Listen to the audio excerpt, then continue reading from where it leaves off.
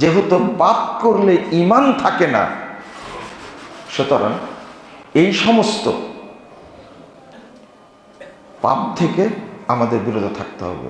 ঈমান এত সম্মানী জিনিস, ঈমান এত মর্যাদাবান জিনিস, আর ঈমানের এত গাম্ভীর্য, ছোট্ট একটা আঁচড় লাগলে ঈমান থাকে না। যেমন একটা উদাহরণ দিই আপনাদের কাছে।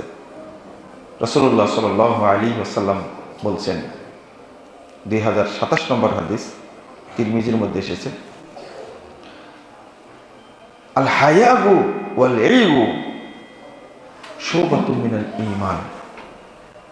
লজ্জা এবং অল্প কথা বলা, বুঝতে হবে মানুষটা ঈমানদার, তার কি আছে? ঈমান আছে। বুঝছেন তো ভাষাটা?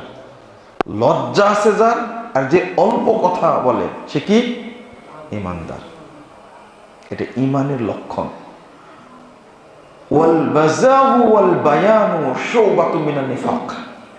আর যে শুধু মুখ দিয়ে অশ্রাব্য ভাষা বলে, খারাপ ভাষা প্রয়োগ করে, আপনার মুখ দিয়ে উল্টাপাল্টা ভাষা বের হয়, ওই ব্যক্তি মুনাফিক।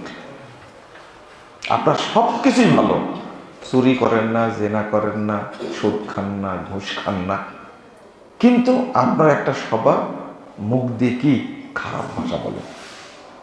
আপনি আপনার ওয়াইফকে গালি দেন, রিকশাওয়ালাকে গালি দেন, আপনার লেবারকে গালি দেন, খারাপ ভাষা। বুঝতে হবে আমি কি? মুনাফিক।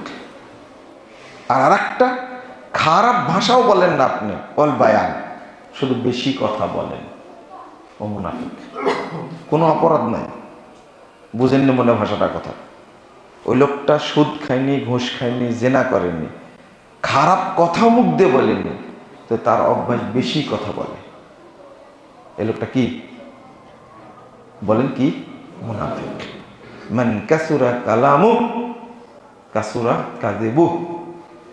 যে বেশি কথা বলে সে বেশি মিথ্যা বলে। তাই মিথ্যুক, মুনাফিক না? ভাষাটা আপনি কোথায় নিয়ে যাবেন?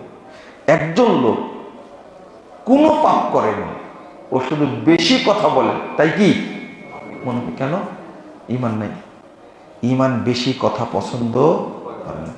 বেশি কথাই যদি ঈমান পছন্দ না করে, আপনি বলেন তো, জেনা পছন্দ করে?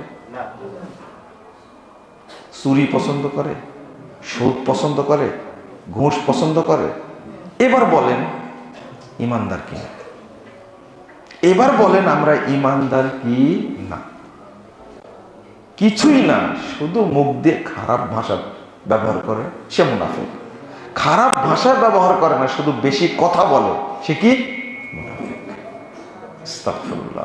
আমি বলছি না মুনাফিক কামেল না নাকিস, অসম্পূর্ণ মুনাফিক না পূর্ণাঙ্গ মুনাফিক, সেটা বলছি না।